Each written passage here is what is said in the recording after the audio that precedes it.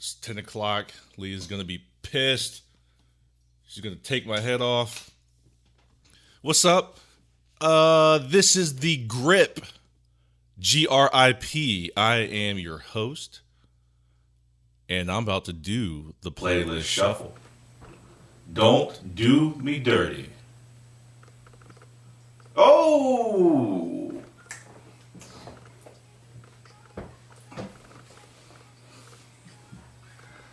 It's automatic. The bonfire.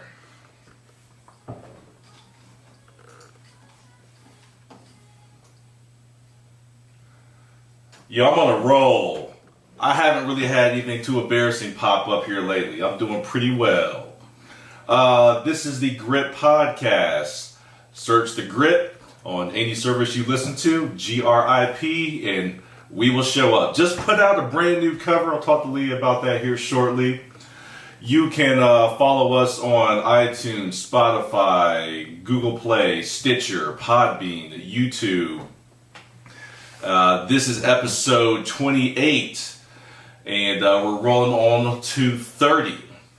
I'm personally kind of excited about that.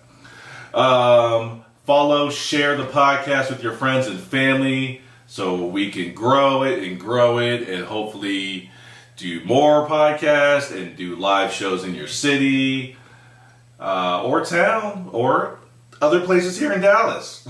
Get your Be Humane wristbands. The Be Humane wristband is $5. It's supposed to be a conversation starter. You wear it, somebody sees you with them on, and they go, "Hey, what's that?" You say, "Hey, glad you asked. This is my Be Humane wristband." And my Be Humane issue is whatever you want it to be. Doesn't have to be one thing, it can be anything. It can be 10 things, it can be 5 things. Civil rights, police brutality, feminism, global warming, you name it.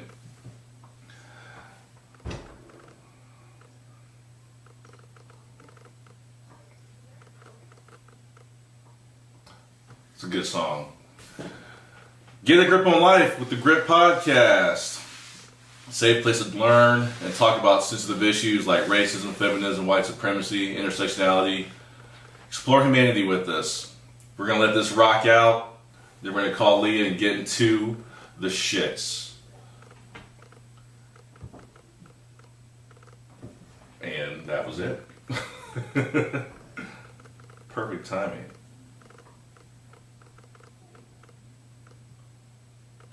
As it just like moves into D'Angelo. I'm just gonna let that rock for a second while I text Leah and make sure she's ready.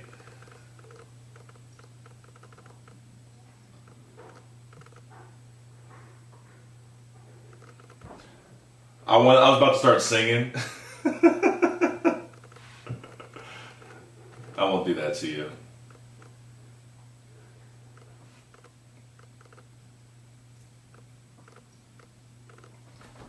Okay, she's ready. Fading that out. All right. Just a second here. Appreciate your patience. Here we go. Hello. Hello. Are you doing?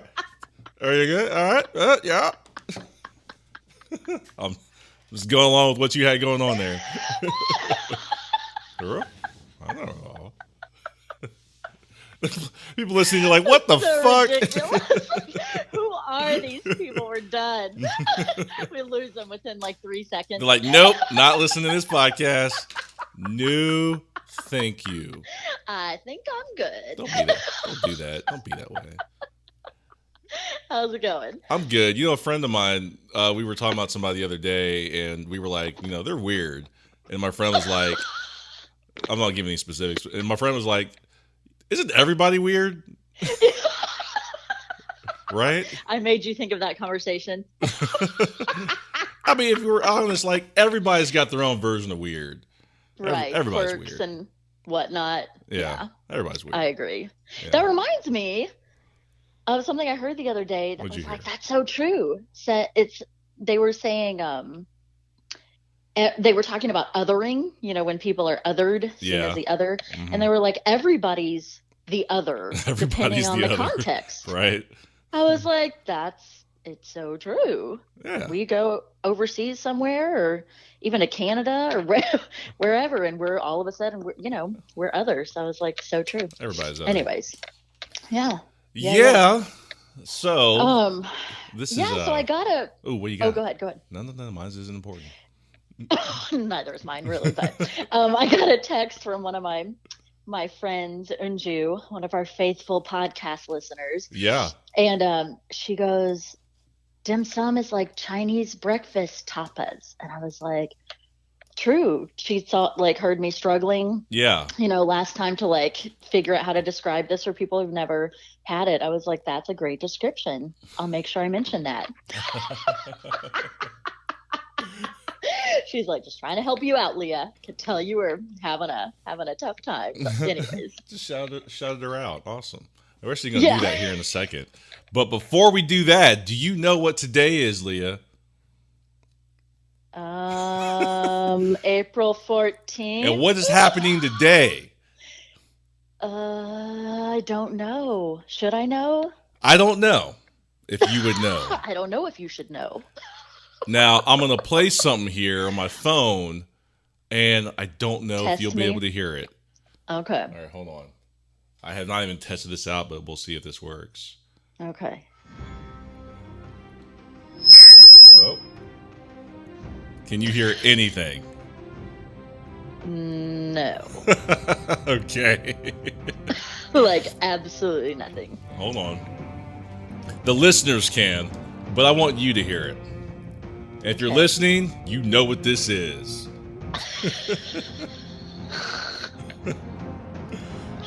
There is an event happening this evening on television. Oh. There is a big show coming out today. Man. Little known show. It's got a little bit of a following. Can you hear that? Oh. Not very well. Aww. It's super distant. Game of Thrones. Oh. I probably wouldn't even recognize it even if I Oh. Oh, man. What a loser. You don't watch Game of Thrones? No. Should I be? Running that back. Game of Thrones is only one of the best shows ever made. So pretty much, yes. You should be watching it. It's on HBO. I was a little late to the party. I came to Game of Thrones like years after it was airing. My dad got me into it. And every single person that I've shared the show with, it usually goes like this. Hey, there's a show you should watch. Game of Thrones is pretty awesome. We talk about it. And they're like, yeah, I check it out. And I see them the next day. And they're like, I'm on season 3. They haven't slept all night. They have bags under their eyes, but they're happy. Yeah. I was going to say, sometimes it's best if you get into it years later, because then you have all the seasons. You can just go. You can just binge. Yeah. Just completely binge. Oh, yeah. Not that I've ever done that before. No, we all have. Let me shout out real quick. I was going to do this. All the people so far that's been sharing the podcast, because that's exciting, and help me with some of these names if I mispronounce anybody. So we got Courtney Keating. Yes. She shared it twice, right? So she's got 2 entries. Right? Got my boy, you might know him as not you, but listeners. Sasquatch, the Ugly People. I had him on. A couple weeks ago. Yeah, he was the hip hop guy. Yeah. So we got him. That was a good episode, by the way. Yeah, I really enjoyed that. A lot of people like that. Yeah, I thought we were going to talk about just hip hop music. Right? No, the culture. And there was a lot of good analysis about other things, other societal things too. So I really, really enjoyed that one. Yeah, that was cool. Marquita Mitchell, old friend of mine from back in the day. She's a chef.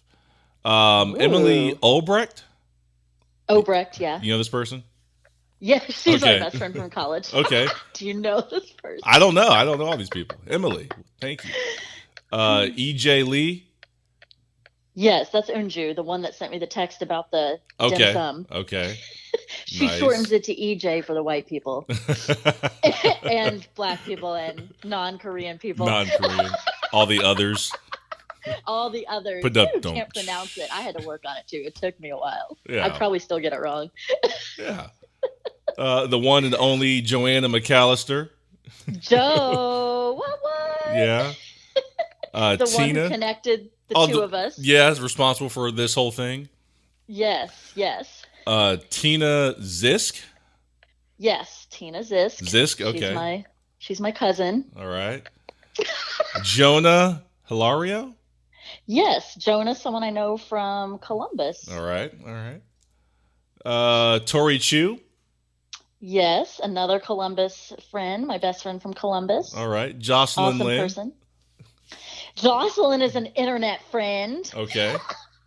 She and I have talked a ton, though, so yeah, she's my sis. All right, and I believe that's it.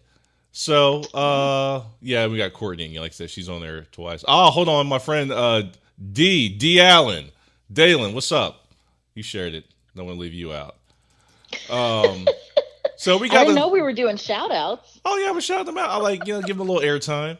Appreciate the love, everybody. 3 seconds of fame. Yeah, appreciate that. Noticing a pattern here. It's all people we are familiar with. We're super close to, i.e. related to. Because we bother them like, hey, come on. Share it. Share the podcast if you still want to be friends. That's right. Asshole. Hey, gotta do what you gotta do. Yeah. So, yeah, thank you for that. And like I said, the drawing's still going on. So to the end of the month, right? Yeah, to the last day of the month. And I'll actually tape the drawing and put it on the internets. And the internety. The internets. And I'll let people see, who got pulled and whatever. Sounds good. Yeah. I can't wait. I can't wait to give up that money I want to keep. I can't wait to see that money given away that I wish I could get for myself.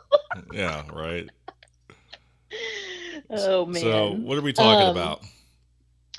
Well, so last week we talked, I think, mostly about stereotypes, right? And a little bit about microaggressions. Yeah, we named it microaggressions. Yeah, my wife yelled at me about that. She was like, yo, so why'd you call it microaggressions if you didn't really go into detail about microaggressions? Hey, I'm glad she mentioned it before I didn't even have to. Yeah. I was like, he was tired. I think he just was really tired. I'll tell you, I'll be honest. I'll tell you what it was. It was that as well. But honestly, just putting myself on Front Street here, I like the name. I think I thought it was something that would grab people's attention. Microaggressions. What's that? You're like, let's name it microaggressions, even though we only talked about that for 3 minutes and didn't define it. Yeah. I'm just giving you a hard time. No, that's exactly what happened. I was like, yo, I like the word microaggressions. Maybe that'll draw people in. A big word. Right? Okay, well, on that note, how about today we define microaggressions? Go ahead, Leah. Tell us about it. Okay, yeah. So microaggressions are basically words or actions that are racist, discriminatory, but basically they're a little bit more subtle or less intentional, less obvious than other acts of discrimination or racism. So it's kind of, it's not something that has it's like a fine line, Mm-hmm. There's no, I don't know what I'm trying to say right now. There's no hard line that separates what we would consider microaggressions from, I guess we don't really use the word macroaggressions, but that would be the opposite of that. But basically, so things like, people asking me, what are you? That's a microaggression. It's kind of the subtle stuff, right? It's not in your face. Right. It's not hey, calling nigger. somebody a racial slur. Right. Exactly.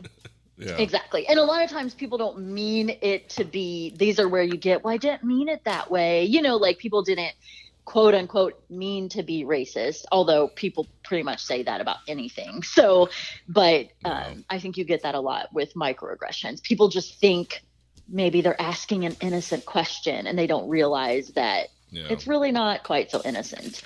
So yeah, that's the definition. And I feel like these happen a lot to me, more so. And I feel like in the day and age we're in, I would say, you know, versus like the 60s or something, right? Like there's a lot more microaggressions probably happening. I mean, we still get a ton of overt racism too today. Yeah. Let's be real. But I would say, you know, like as things have shifted where people kind of generally understand that the N-word is racist, it's not okay. So then I think you get a lot more of these, what they call microaggressions.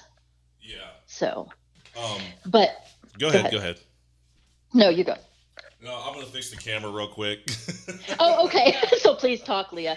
I think something that's really important that I like to always emphasize with microaggressions, though, is that like some people have an issue with that word being used because it has the word micro in it, right? Which means small, which can make people, I think, assume that the impact of these microaggressions is small, but the impact of microaggressions is, I would say not, I would say it's significant. Yeah. Especially when these are microaggressions are something that a lot of people are dealing with every day, maybe even multiple times a day, you know? So it definitely adds up. It's kind of like maybe someone like slapping you versus somebody like punching you, right? Like the slap's not going to be as detrimental maybe as the punch, but still it hurts. It's going to add up, especially if you get slapped over and over. So yeah, so don't let the name fool you. Yeah, that's a really interesting way to put it. I like how you said that, the slap versus the punch. Yeah, I mean, that makes sense. Like off the top of my head. But and I think that it can be harder to call out too, right? Because if it's something that's more overt, it's a lot like someone calling someone the N-word, right? That's a lot easier to be like, yeah, no, that's not cool. Mm-hmm. That's a problem. That's racist. And for people to recognize that and other people to support that. But I think a lot of times with microaggressions, people don't understand. And so then the person calling it out gets blamed for being, you know, overly sensitive or a snowflake or whatever, all the different, you know, things people throw at people of color to try to invalidate what they're saying. Right. So that's another piece to that. Do you have anything to add to that or? So I guess, excuse me, we were talking about this last week. You were saying that we could try to share, moments in our life where we were victims of microaggressions, or was it stereotypes?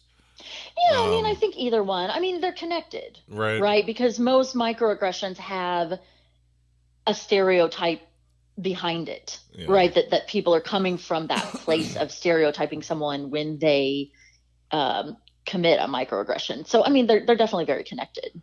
Yeah.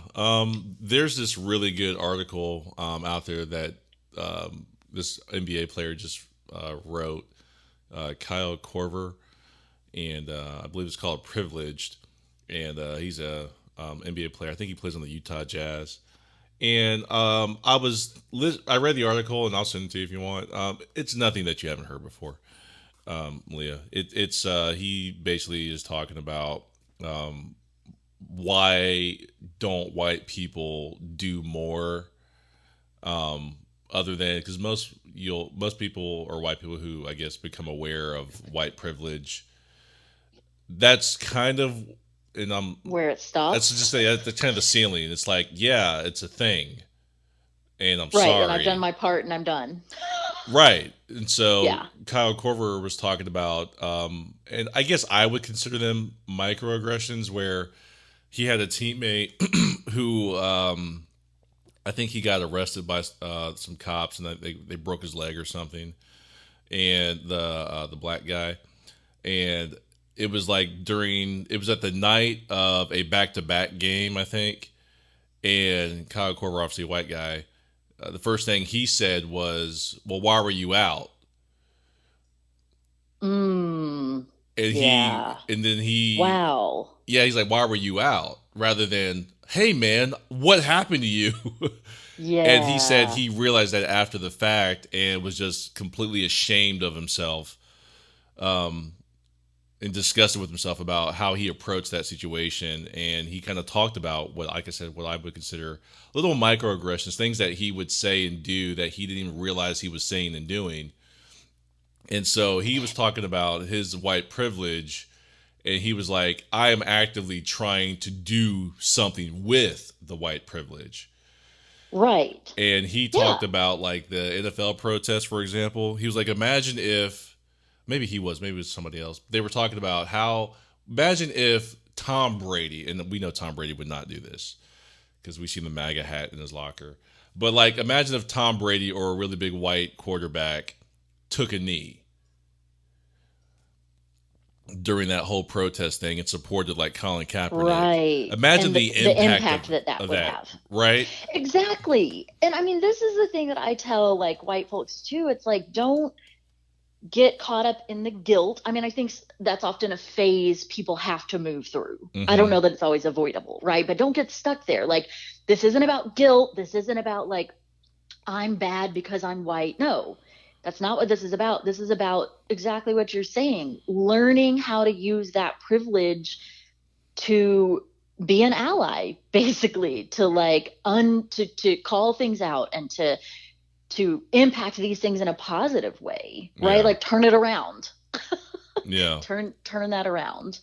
But it takes a lot of like inner work, I think, and then it takes courage, and I think a lot of times, I think a lot of people don't even get to the inner work, or if they get to the inner work, they then don't have the courage to kind of go public with that, right? Because they're going to face what I call the white lash, right? There's going to be white folks that are going to try to silence them in the same way that white folks angrily try to silence people of color who speak out about these things. And I think a lot of people know that, and they don't have the courage to do what's right, despite the consequences. That reminds me of, there's this lady that I really like. I don't know her in person at all, but I follow her on Facebook, and she just is like super real, super blunt. Her name's Mary Ann Canty Merrill, I guess. I don't know if I said her name right, but she does some sort of like anti-racism work, and she posted something yesterday that said, Mary, why don't you like white people? Me, why don't you dismantle racism? And I was like, that's a really good comeback, because that's what people often, I've gotten that before. Like, you're just racist. You just hate white people. I'm like, no, I don't hate white people. I hate racism. Like, so I just thought that was a really good. There's a huge difference, right? I hate whiteness as an ideology, right? Like as a ideology of oppression, like how whiteness is used. That doesn't mean I hate white people.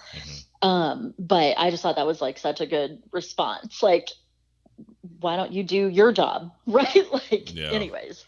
But yeah, the microaggression. So I actually did,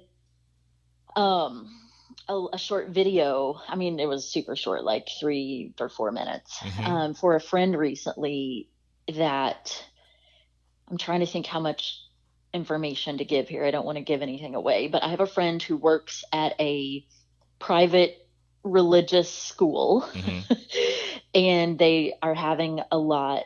So in the school is primarily white. They're having a lot of issues with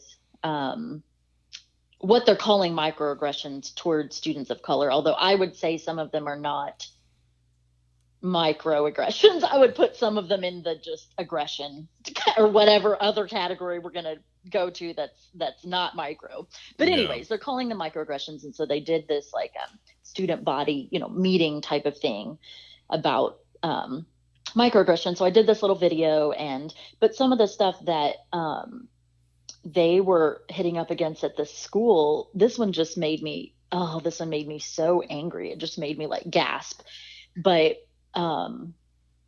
there are very, very, very few children of color in this school. And then of those children of color, I don't know, maybe up to half of them, maybe not quite that many, but quite a few of them are transracially adopted by white families, right? Which brings a whole nother dynamic into it. And so anyway, so one of those Black transracially adopted kids, so a white kid said to him, the only reason your parents adopted you, so this was in February, the only reason your parents adopted you is because it was Black History Month and you were on sale.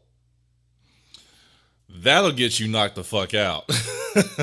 And that's actually a discussion that happened. Well, I mean, it would in a different context, right? But this is this private religious school that is primarily, overwhelmingly white. That's nuts.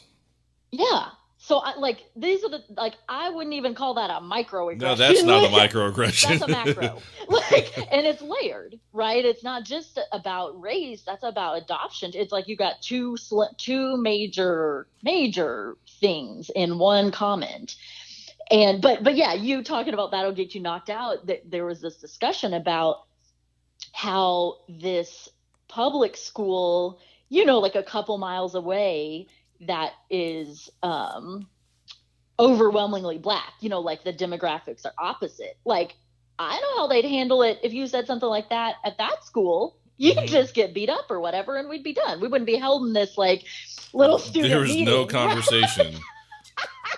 People would take care of that on their own. Yeah, right? I'm not promoting violence, by the way, but I'm just saying, sometimes some people just need to get knocked the fuck out. Well, and I think that's why part of the reason, right, that these things are flourishing there is because of the numeric, the demographics at the school. It's like the kids are able to get away with these things. And I think a lot of the kids of color, are maybe afraid to hit back at that hard, they're come against that. Or they're, like I mentioned, they're transracial adoptees and they're not being equipped. Maybe this is also what they're hearing in their homes or in every other space in their life. Yeah. And so they're not being equipped to know how to deal with these things properly, or they've been desensitized, right, to these kind of comments. I don't mean desensitized in that it doesn't impact them, but they've been taught to, just give the benefit of the doubt, or, they're just ignorant, just brush it off, instead of being no, this isn't okay. So anyways, yeah, so that was another recent, not a personal thing with microaggressions, but, something I was involved with recently. And my friend said the meeting they had went really well. They did a panel and had the different students of color talk about the microaggressions they had experienced at this school and how it had impacted them. And she was saying, some of the students got teared up as they were talking about these things. And, and I think that speaks to what I said earlier, the impact of these things it's not small. These things have a huge impact on people. And so anyways, I don't know, we'll have to see. They just did that meeting probably a month ago or less. So, we'll have to see if things change, how things change.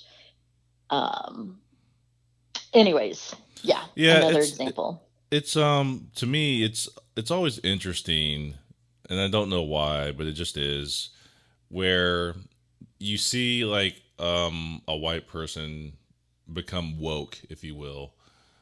Maybe woke's too strong of a word. Or woke-ish. Like they're starting to. Yeah. They're starting to wake up. Yeah, you kind of watch that evolution. I mean, I'm sure you've kind of seen it where it's the outrage and oh my God. And then a lot of the time it's Guilt. like overcompensating for everything. And it's like over the top. And we're like, okay. Like chill out. Yeah. It is bad, but you can't solve this problem in 24 hours. This is a marathon. Shout out to Nipsey Hussle.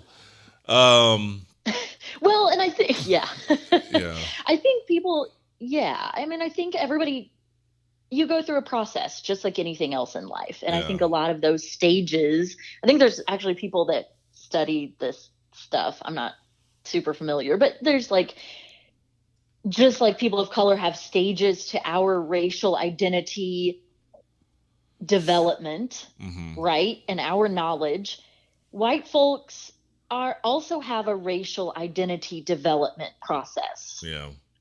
Right? They have a racial identity too.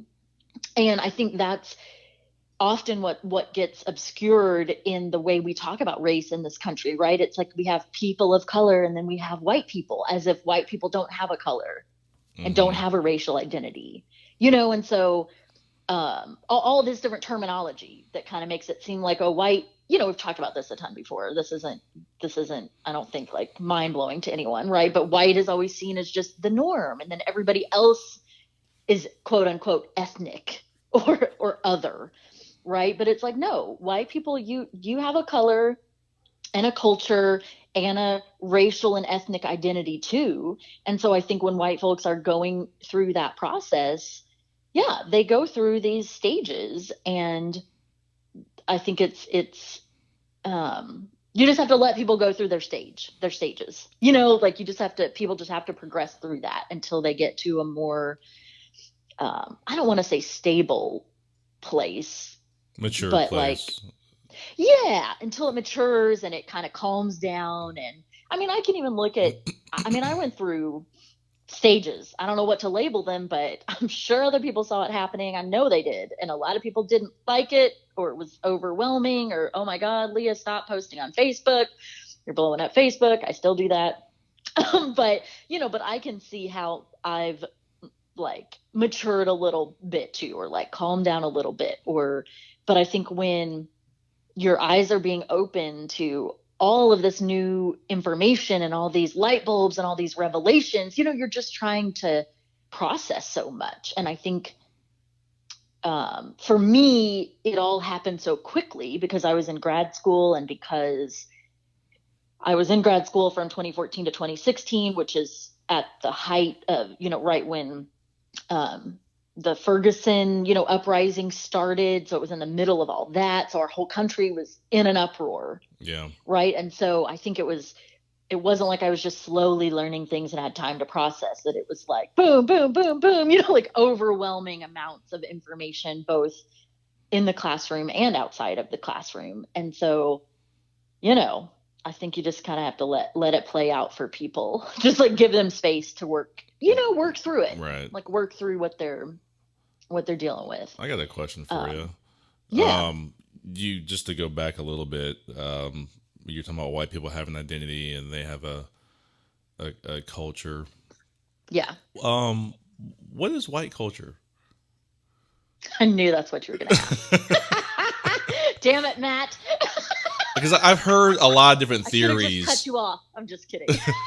I've heard a lot of different theories about this.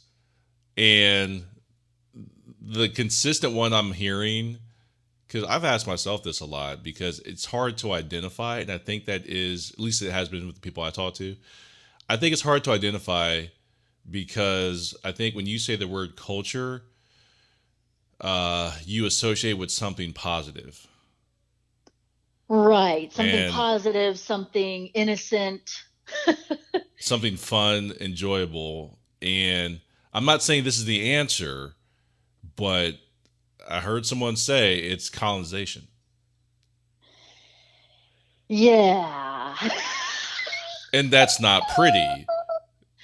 So, yeah. Go ahead. That's kind of really it. Like, cause you can't really identify white culture. Like, what is it? Right. Okay. So there's several parts to answering this question. And I haven't really talked about this. This is going to be something I'm like trying to put my words together as we're talking. Yeah, we don't have to go down too far down this rabbit hole. We can, it's okay. Yeah. It's okay. I'm just giving you a heads up because I haven't really talked this out with too many people. I just keep hearing this come up in conversations and people don't know what it is. Right.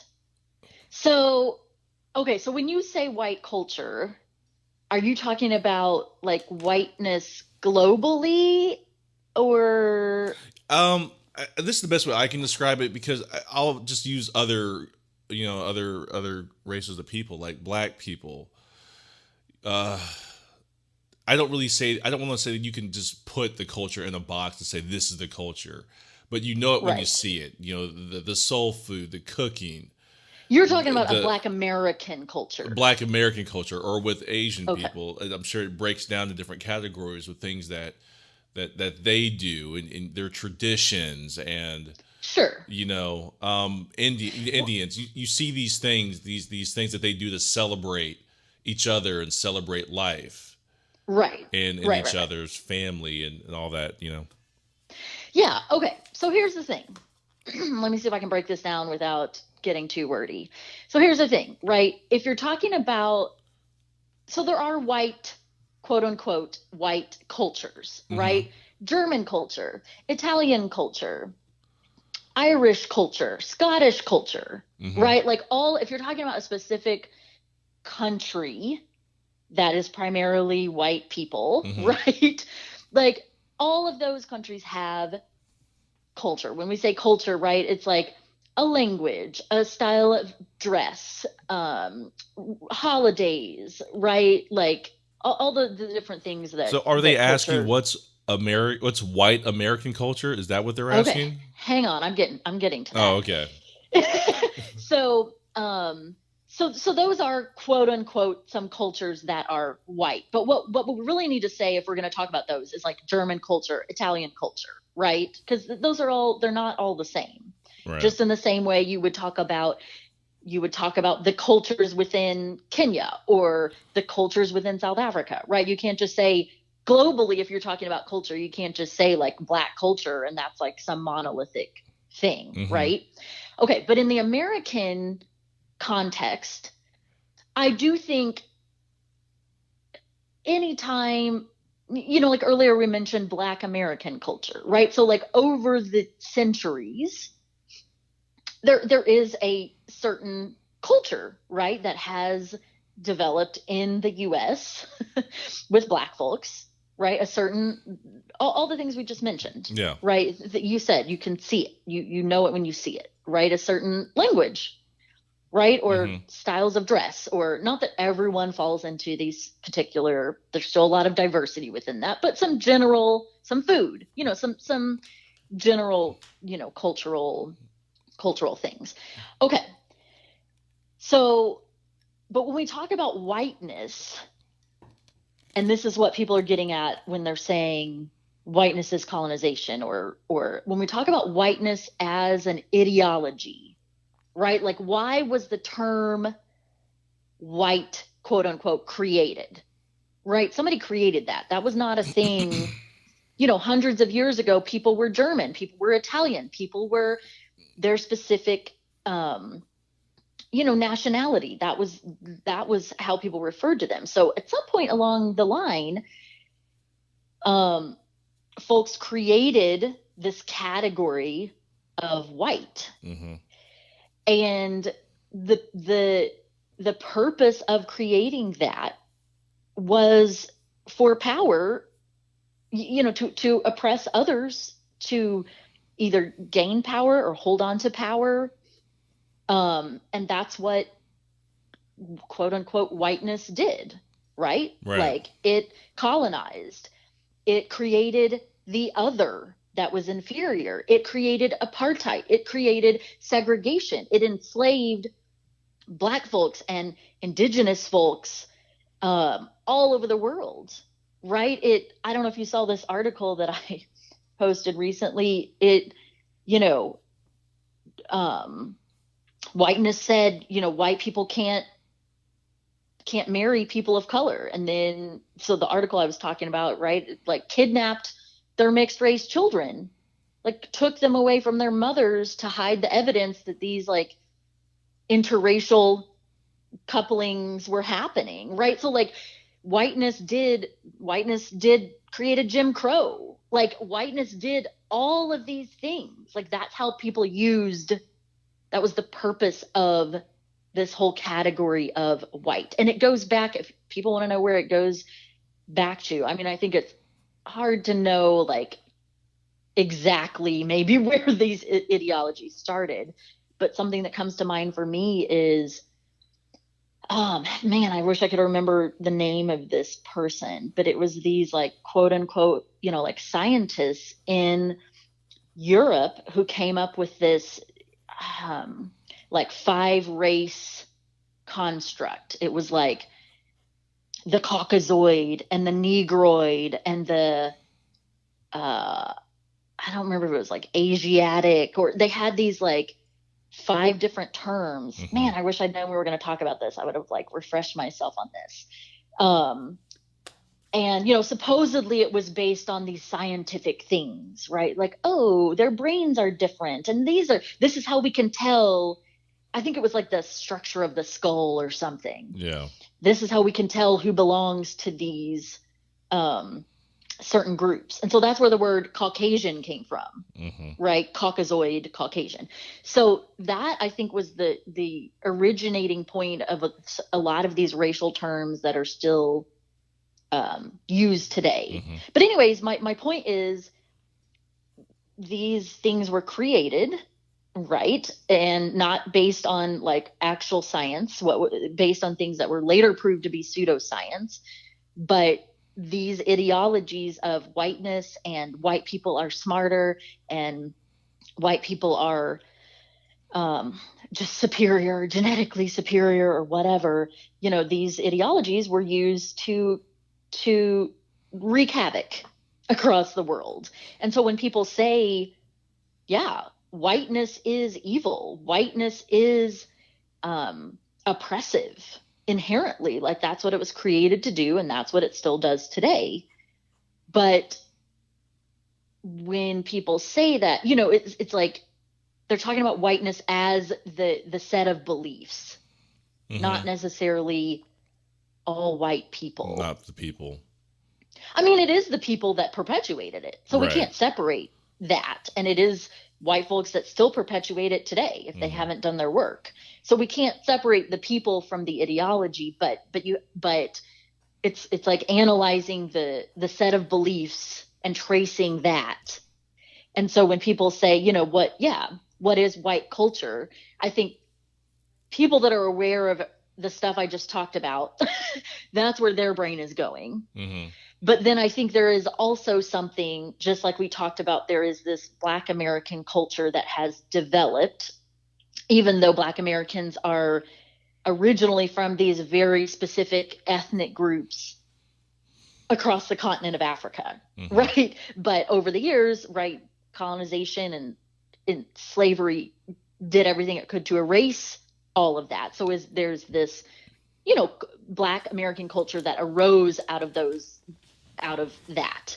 And I think there is also this white American culture, right? That has kind of, I mean, I think that is a thing, even though there's, yeah, I mean, it's kind of hard to define, right? Like what exactly is that? Because it's really a bunch of settlers and colonizers and immigrants over the years that has now developed into this kind of white American culture. But I would say even that, I'm probably going to get in trouble here if I haven't already, even white American culture is pretty,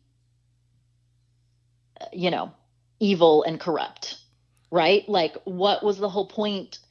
Like the first white Are you referring to like capitalism or? Well, capitalism. And I mean, what did I mean, the white folks that first, quote unquote, migrated to this country, they were colonizers. They colonized, right? They were like settler colonists, and people, it's like the narrative is that they were like pioneers and they were, like migrants, but they weren't just migrants like coming here to live peacefully, right? Mm-hmm. They killed, like there was genocide of indigenous folks. They took over, they enslaved black folks and indigenous folks. They instituted U.S. apartheid, right? Like segregation, Jim Crow, all those things. And so, I mean, that's a huge, I would say, the main part of white American history. You can't separate, I mean, any part of white American history or quote unquote culture that you look at, that is going to be a huge part. The oppression part is going to be one of the main narratives of within the story. It can't, I mean, that's like factual. Yeah, these aren't, these aren't opinions. This is all fact. Like, you can trace all of this. And so this is like I didn't mean to take us down this road, but you're like, Leah, stop talking. No, I'm saying I didn't mean, like, I know we get down our rabbit holes but I think this is an important topic. But like I said, this question keeps coming up, and the responses I'm getting just aren't super positive, and I'm like, does culture have to be positive? And then we have the conversation we just had, and you're like, well, there you go. I mean, I don't see any other way.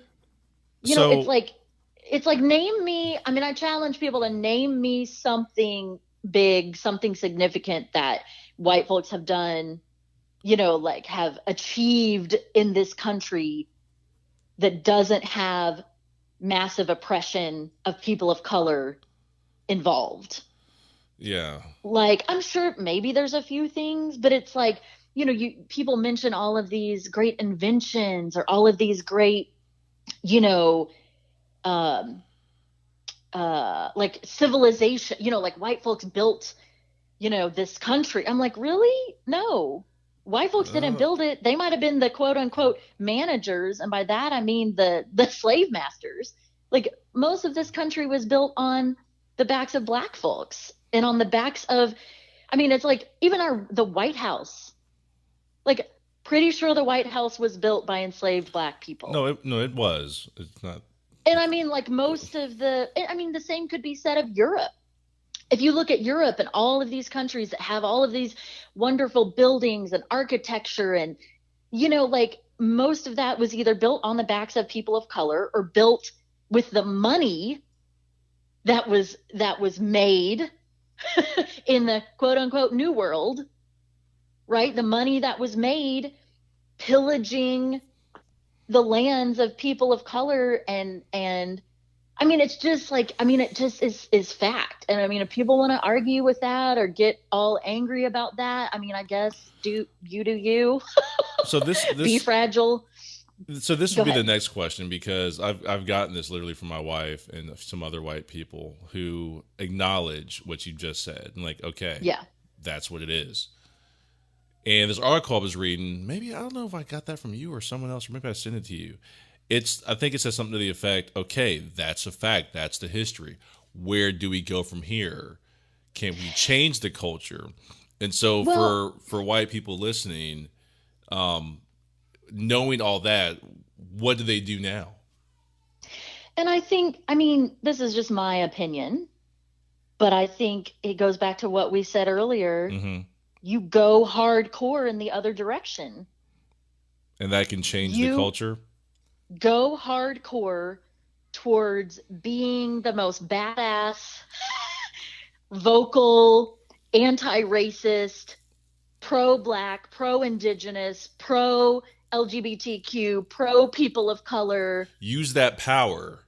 Use your power and privilege to change your circle, to change your workplace, to change your corner of the world, or if you're in law or you're in government, to change laws, to change, whatever is your skill set, or, use everything in your power to change course, to change, I mean, that's my opinion. And you have enough people doing that.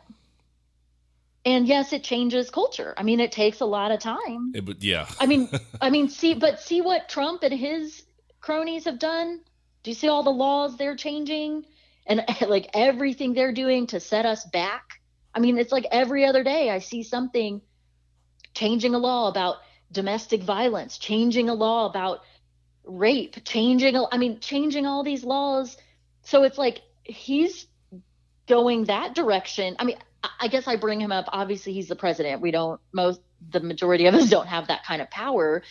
But it's like, on one hand, yes, it takes time to change the culture. But on another hand, if you have the right people in the right place and everybody's going full force towards that, there is a lot that can be done in a short period of time. So I think it's both. I think it does take a lot of time, but people, so I think if you get enough people, it's kind of like, the way I envision it in my head, I guess, it's kind of like the peer pressure thing. It's like the same way that over the course of how many ever years, the N-word went from being generally accepted by white folks and by society, right? As just, my dad's even, dear old dad, my dad has even said before, when I called him out, 'cause I think this time he wasn't actually using the N-word. I wouldn't put that past him, but he was saying Negro people.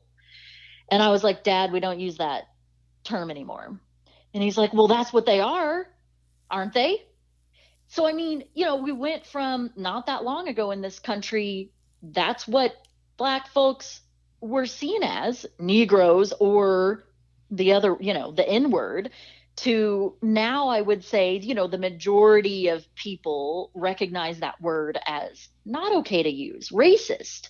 Well, how did that happen? Right? It was a changing of the culture, small though that may be. And I know there's still a lot of people out there that use that word and don't think it's a problem, but still, I would say generally. So yeah, I think if enough white folks started calling these things out and taking a stand,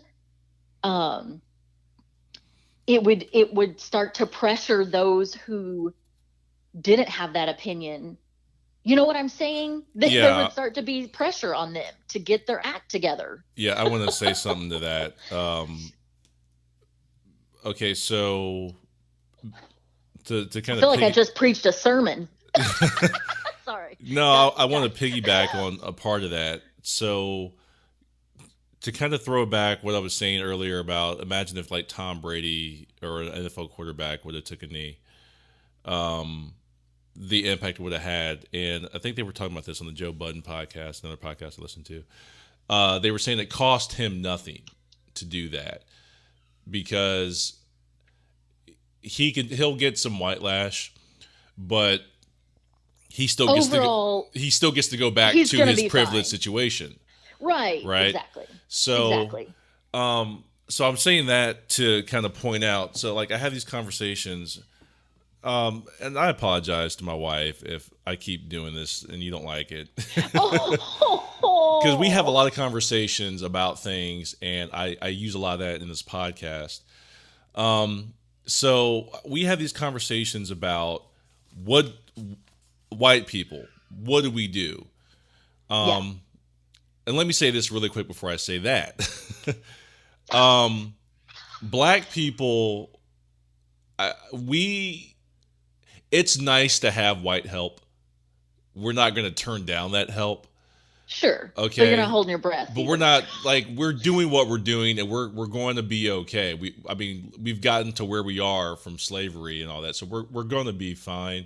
It's going to take some time, and there's going to be a lot of casualties in the process. So just saying, we're not depending on white people to do anything. Well, you can't. Okay. I'm not saying that as an insult. I'm saying we're going to be fine.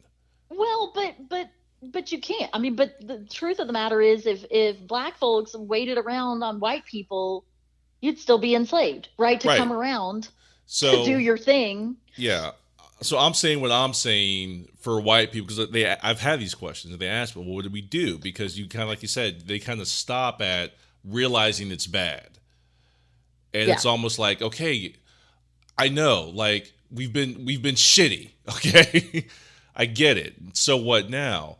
And I have these conversations with a lot of white people who are like, there seems to be this idea that they have to be some kind of revolutionary. Like, and I've even got this with like black people on certain topics. Like, we all can't be Martin Luther King. We all can't be, Malcolm X. Like, we all can't do the same thing. And we all can't march. Like, right. Everybody can't do the same thing. If everybody's doing the same thing, then nothing's going to get done. So we need people. We need, or white people need to do different things in your community, in your house, in your family, at your school, at your job, at the police station. Using the particular skills that you have, right? Whatever your particular skills are, but following the lead of people of color. Like, people of color, I think that's super important. And I mean, we can get into the details of what should white people do. I mean, that could be a whole nother, 10 series podcast.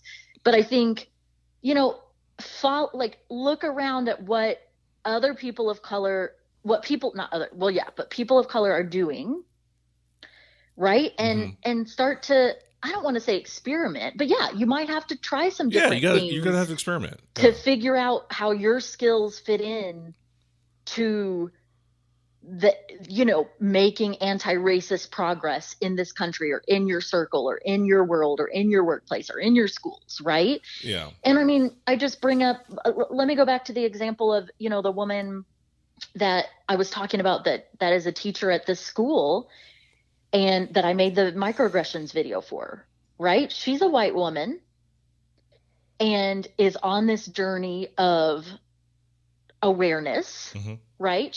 Of waking up, right? And learning. And so she has been an advocate for the children of color in this school, with the principal, and with like a voice saying what these kids, because there are kids coming to the principal telling him these are things that these other kids are saying to me, and I'm not okay with this. And so, my friend as a teacher there has been like also going to the principal and the administration saying, these are issues. We need to take these seriously. Something needs to be done. And then out of all that, she helped organize this student panel and then got my help to do the video. And, so it's work. It's like grassroots work like that, where you influence your circle. It means, you're sitting around the dinner table and somebody makes a joke or a comment that's racist or that's off color and you call them out in front of your family members, right? That's what this looks like. It looks like being courageous and being bold, or somebody posts something on Facebook that's not okay, and you call that out. You know what just in your world, in your circles, you see things that are not okay, and you bring accountability to that situation, right? I mean, I think that's what it looks like. And then those circles spread. And some people are in higher positions or positions with more power, and then those people will use their skills at those levels. You know what I'm saying? It's like the ripple effect. If everybody's doing their part in their little corner of the world, right, it shifts things. Yeah. And no, go ahead. I'm sorry. I'll let you finish your thought. Well, I think, but following, like, look around at what, like, white folks need to be, I don't even know how to put this, under the mentorship of people of color. I mean, looking around at the lead of people of color, right? Because when white folks try to do what they think they need to do, like, when it's maybe not going to be the right thing. They need to be, people of color are the ones that, deal with this stuff day in, day out. And have an accurate perspective on these issues. We're not blinded by white privilege. We're not blinded by, I mean, some people of color still are, but I mean, you know what I'm saying? Like following the lead of the people of color in their lives, or anti-racist leaders, activists, right? And seeing what they're doing and getting on board, supporting, joining, right? And then, you know, I think when people get to a certain place where they have a little more knowledge, maybe there can be some initiatives taken on their own. But I think initially, I mean, I think all along it needs to be carefully, you know, white folks need to make sure that they're always running these things by people of color. And does that make sense? I feel like I'm not articulating what I'm saying very well, but just making sure that people of color are involved, kind of at the lead. Yeah. And that they're being consulted to make sure that whatever white folks think they're doing, because a lot of times, you know, people have good intentions, right? But good intentions does not equal a good effect or a good outcome. I can't organize a women's movement without women. Right. You know, exactly. I would look like an idiot. That would be a problem, right? If you didn't have women along every step of the way that were either a bunch of leading dudes organizing the women's movement, like, yo, right? No, there's going to be some problems there because y'all aren't women. Yeah, that's exactly what I'm getting at. So yeah, I hear that not just with white people, with black people. As far as what can we do to better our situation, and it's just funny to me that a lot of people I've talked to seem to kind of think it has to be this giant heroic gesture. Right. And I'm like, no, it's grassroots. It's everyday stuff. And then I also like to say, you know, you think about an engine, all the parts it takes to make that engine work, you know, in the vehicle. You know, everybody can't be the ignition. Everybody can't be the bolt. Everybody can't be, you literally have to have people at so many different levels doing a number of things for this to be effective over time. And so I just want to put that out there, that it's like you said, it's grassroots, like exactly like we're saying. You know, it's little things and that add up. And I also hear people say, white people even say things like, they don't feel comfortable with certain things, and that they feel they should do, like it's awkward and all that. And we've talked about that where we're kind of like, you know, get over yourself. Like what kind of things? Like bringing accountability, like to calling members? Somebody out at work. But they're like, but I might lose my job if I do this or that. And I'm like, you got to really think about this, and in my opinion. And like, if I called out every white person for every time they said something stupid to me or racist, I couldn't get anything done. Yeah. So you pick your battles, if you will. Just be smart about it, in my opinion, and strategic, you know? Well, right. But I think that there's a difference. I just want to point out there's a difference between a person of color calling out racism and a white person calling out racism, right? White folks have in most situations, have a lot of privilege. Oh, yeah, a lot of leeway. That's going to keep them from losing their job or this or that. I'm not saying every situation, but they've got a lot going for them that will help protect them. And so, I mean, coming back to the Tom Brady thing, you're like, yeah, you'll get a little white lash, but you're going to be fine. Yeah.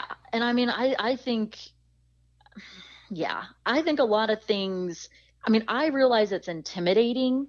I realize it's scary. I realize white folks are afraid to say the wrong thing or do the wrong thing or not get it just perfectly right. Or, you know, and there's going to be mistakes made along the way. I mean, how do you learn to be really good at anything? Are you going to be perfect at it? No, that's just part of the process. So yeah, you need to come to terms and accept the fact that you're going to make mistakes and you're going to get called out, but that's how you learn. And I think, I guess I just feel like a lot of times I just don't think white folks are committed enough. I think that's the real issue. I hear all the same, well, I don't know what to do. And I'm just not, I'm not that type of person, or I don't know. I just feel like there are always so many excuses. And I feel like reality is we get something done if we prioritize something. And I'm not just talking about race, right? I'm just talking about in life in general. We're going to do what our priority is, right? So if like we have a priority, most of us, to keep our jobs. So we're going to do what we need to do, no matter what it costs us, no matter how we feel, to get to our job when we're supposed to be there and do a decent enough job to not get fired. Because that's a priority, to pay our bills, right? Or it's a priority to feed our bodies. So we're going to make time and spend the money and go through the effort to cook or to go get food, because that's a priority. And I realize that's a necessity. But still, it's like, we have these priorities in our lives. And if we really highly prioritize something, we're gonna do it. We're going to figure out a way to get it done, no matter what it costs, no matter how it makes us feel. And I think for a lot of white folks, like, they just don't prioritize anti-racism enough to get it done. Not my problem. No matter what the cost is, or no matter what it costs me. I think, most of them don't want to pay the price. And when I say the price, I'm talking about even making a few white folks in their lives mad. Even that price, I don't think the majority of white folks are willing to pay even that price. And that's why, and I'm sorry if I'm like being a downer here, but like, I feel like that's why, earlier when you were saying we're not sitting around like holding our breath, we can't. Like if we waited, it's like you talked about a women's movement. If like women sat around and waited on men to like help improve our situation, we'd still be in the times when we can't, own land or go to school or vote or, whatever. So, but there are white folks that, I think there have always been a handful, a small minority of white folks through history that, like that joined like the Freedom Riders, the buses that were going down to the South during, what was that? I'm going to get this off. Was that during Reconstruction? Well, I couldn't give you the time frame. But anyways, that were Google the Freedom Riders. That like it was like Black folks that were taking buses going down South to try to help the situation of Black folks in the South. And they knew that, these buses were being bombed. People were getting dragged out of these buses and getting beat up. And there were white folks that were joining them, knowing that they were like putting their lives on the line. And a lot of them died. I've heard stories. A lot of them died. I've heard stories about that. Yeah. Or there's, a handful of white folks that, were allied with in the civil rights movement with Black folks. And so, I think there's always been that small percentage. That's factual too. Not trying to be mean, but it's a very small percentage, small minority of white folks that have been willing to stand up for what's right, not for any applause, or in the social justice world, they call it people wanting cookies. Sometimes I think white folks like do stuff and they want a cookie for it. Like they want acknowledgement. It's like, no, you can't do it for that. You need to do it because you feel internally convinced that this is what is morally right. This is morally upright. This is morally just. And that's, you feel strongly enough about that you're willing to, take some hits or put your life on the line or whatever it is. And I think here's the thing, this is not fluffy work. You know what I'm saying? Like going back to what we talked about earlier, what is whiteness? Whiteness is evil. Whiteness is deadly. Whiteness is destructive. And so if you stand up, white, Black, Asian, Middle Eastern, whoever you are, if you stand up against the power of whiteness and start asserting yourself and start using your voice to come against that, there's some danger involved. There is some danger involved to that, because you're standing up to the powers that be. You're standing up to societal norms. And so, I can imagine that there are some white folks that are like, yeah, I'm going to do this. Like, I'm going to be anti-racist. And then they start, tiptoeing into that arena and they get smacked, right? Either by other white folks, or they make mistakes and people of color are calling them out, or, it's hard. Mm-hmm. I guess that's what I'm trying to say. It's not easy. It's hard. And I think for a lot of white folks, it's way more complicated. I mean, I think like anything in life, right? The less you know about something, the more simplistic you think it is. And then the more you start to learn about it, you start to realize, oh my God, like this is complex. Mm-hmm. There's a lot here, right? This is way more complicated than I realized. And so I think it takes a lot of courage and it takes a lot of determination to stay that course and to just keep saying, I'm not perfect, but I'm going to keep learning and I'm going to keep pushing forward because I feel like this is what is right. Yeah. So sorry, preached another sermon there. No, but I think, yeah, as we wrap up here on this microaggressions. Now you can get an extra long title. Microaggression / white culture / what are white people supposed to do? Yeah, I think I think it's really nice how you articulated in summary here. How you articulated, and help me here. I don't want to put words in your mouth. The difference between white ideology versus, white people. You don't hate white people. You hate racism. You don't hate white people. You hate the white ideology. Like you said, that was created to oppress people. Right. I love that. I mean, we don't have to go back all into it, but I'm saying I like how you spoke about that. It took some time because, like I said, we went down a kind of a rabbit hole here, but it's a good rabbit hole. And I like that you took your time and you went into the specifics of that and what that means. Because it's so easy for someone to go, you hate white people. You're a racist, Leah. I'm like, no. That is not what, listen to what we're saying here. I get accused of that all the time. Yeah, and that's lazy. That is lazy. And if you're doing that, stop. That's lazy. Yeah. Listen to what we're saying here.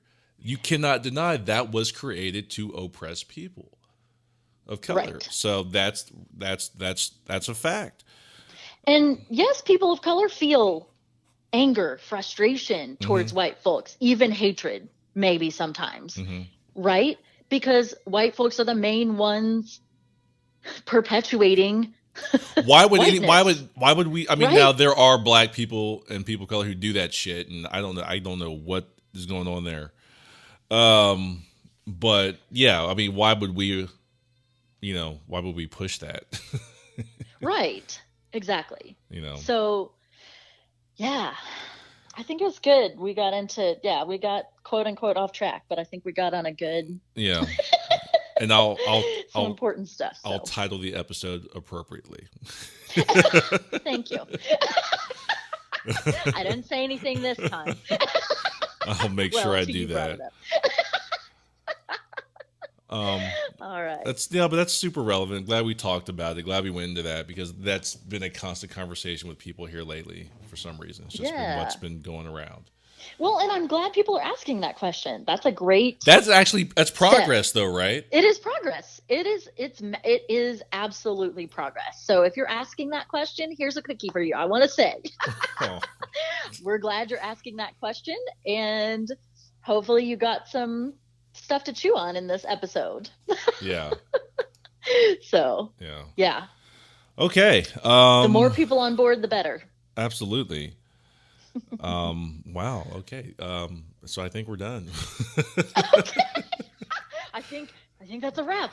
I think that's a wrap. We're all right. Just a little over an hour here, and we really kind of gotten into that. So, I mean, I think maybe we'll come back to the microaggressions. I don't think we finished that. To all the listeners, so sorry if you were wanting more on that. I think we'll come back to that because I think there's a little bit more there to unpack. What do you think, Leah?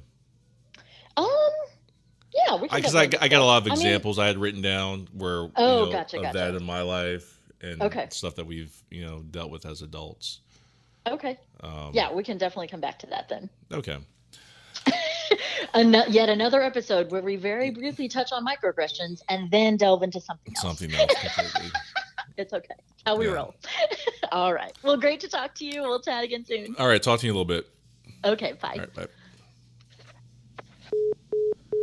All right. Episode 28. I think we're probably going to go with let's talk about white culture for this episode. And hopefully that made some sense to all the listeners out there. I'm going to go ahead and wrap this up again with another playlist shuffle. So let me go ahead and get to what my playlist. Okay, here we go. All right. Oh my God. Hold on. I didn't have the volume turned up. This is appropriate. So let me go ahead and start that over again.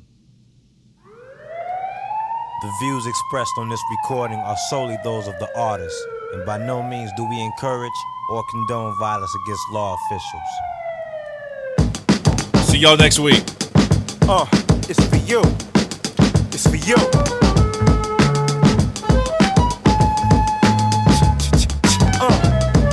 Yeah, it's for all my street niggas. Feel it. On the count of three, say fuck the police. 1, 2, 3, fuck the police. Yeah, fuck them. Applaud any nigga. Damn right, Cause we could lose a few of them. We got enough of them. My niggas on the corner, they be dodging and ducking them. Bitches getting pulled over, end up fucking them. For real. And see, now we got these fake cops. They thought he had a gun. Made a mistake, cops. I hate cops. Turn on the TV. Is this another cop busted for illegal business? They out of control. They out of their minds. They pulling you over. They hopping inside. Just know you got drugs and know you got guns. And they know when they mad when they can't find none. Stupid. Don't you know they give in at the stash box? The he be in and need a key to get in it. Any offended people suck my balls. All y'all off the wall get stupid, dawg. Don't hold back, don't let go. Don't say damn, just say whoa. Get it up, Mojo, hey, Mojo, baby, fill it up, hey, hey.